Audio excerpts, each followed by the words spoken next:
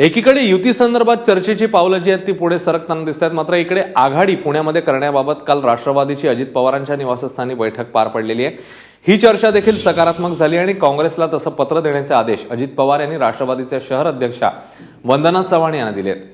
राष्ट्रवादी 116 जागांसाठी आग्रही आहे, मात्र अंतिम निर्णय हा चर्चेनंतरच घेतला जाईल असं या बैठकीत ठरवण्यात आलं। काँग्रेसने 71 जागा मिळाव्या आणि राष्ट्रवादीने 91 जागा लढवाव्या असा प्रस्ताव राष्ट्रवादीला दिला होता, मात्र राष्ट्रवादी 116 जागांसाठी आग्रही आहे।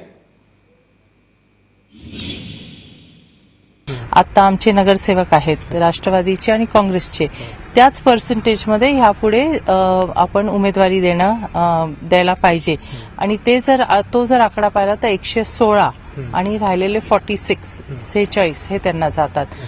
पण हार्ड अँड फास्ट नाही, प्लस मायनस होऊ शकतं, त्याबाबत चर्चा आम्ही करू आणि त्यातनं निश्चितपणे मार्ग काढू। आणि याचबद्दल आता आज नेमक्या काय पावलं टाकली जाऊ शकतात, आपले प्रतिनिधी मंदार गोंजारी यांच्याकडनं आपण जाणून घेऊया। थेट पुण्यावरनं मंदार आपल्यासोबत आहे। मंदार, एकीकडे दोन्ही पक्ष जे आहेत ते सकारात्मक तर दिसत आहेत, मात्र आज या अनुषंगाने काय पावलं टाकली जातील, काय नेमकी रणनीती आजची असेल?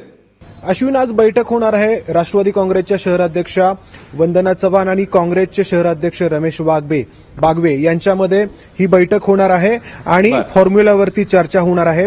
पुण्यामध्ये राष्ट्रवादी काँग्रेस आणि काँग्रेस यांची पावलं आघाडीच्या दिशेने पडताना दिसत आहेत। 2 दिवसांपासून त्याबद्दल हालचालही सुरू झालेल्या आहेत।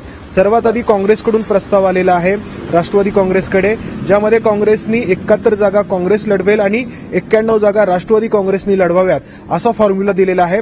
परंतु राष्ट्रवादी काँग्रेसनी थोडंसं आणखी त्यांची बार्गेनिंग पॉवर वाढवलेली आहे। काल अजित पवारांच्या निवासस्थानी राष्ट्रवादी काँग्रेसच्या पदाधिकाऱ्यांची जी बैठक झाली त्यामध्ये काँग्रेससोबत आघाडी करण्यासाठी सकारात्मकता दर्शवण्यात आली, परंतु राष्ट्रवादीचं असं म्हणणं आहे की आत्ता जे नगरसेवक आहेत त्या प्रमाणामध्ये त्यांना 116 तर काँग्रेसला 46 जागा मिळायला हव्यात। परंतु अर्थात हा काही अंतिम आकडा नाही, याच्यामध्ये चर्चा होऊ शकते, निगोशिएशन्स होऊ शकतात असंही राष्ट्रवादीने कालच स्पष्ट केलं। त्यामुळे आज या दोन्ही पक्षांच्या शहराध्यक्षांमध्ये पुन्हा एकदा चर्चेची फेरी होणार आहे आणि त्यानंतर वंदना चव्हाण ज्या राष्ट्रवादीच्या शहराध्यक्ष आहेत त्या अजित पवारांची पुन्हा भेट घेणार आहेत आणि त्यानंतर येत्या काही 3 ते 4 दिवसांमध्ये याबाबतचा अंतिम निर्णय होऊ शकतो। एका बाजूला अशा प्रकारे काँग्रेस आणि राष्ट्रवादी काँग्रेस आघाडीच्या दिशेने सरकत असताना दुसरीकडे भाजप आणि शिवसेनेचं घोडं मात्र पुण्यामध्ये पुढे सरकताना दिसत नाहीये। या पक्षाच्या नेत्यांची देखील काल पुण्यामध्ये बैठक झाली, परंतु कोणताही निर्णय निघाला नाही। राष्ट्रवादी काँग्रेस आणि काँग्रेस सीट शेअरिंग बाबत एका बाजूला चर्चा करत असताना शिवसेना आणि भाजप मात्र येत्या काही दिवसांमध्ये युती आणि आघाडी या दोन्हींचं चित्र स्पष्ट व्हायला आपल्याला दिसताना बघायला मिळेल। मंदार, या सगळ्याबद्दल तुझ्याकडनं जाणून घेतच राहू, बारकाईने लक्ष ठेवून राहा।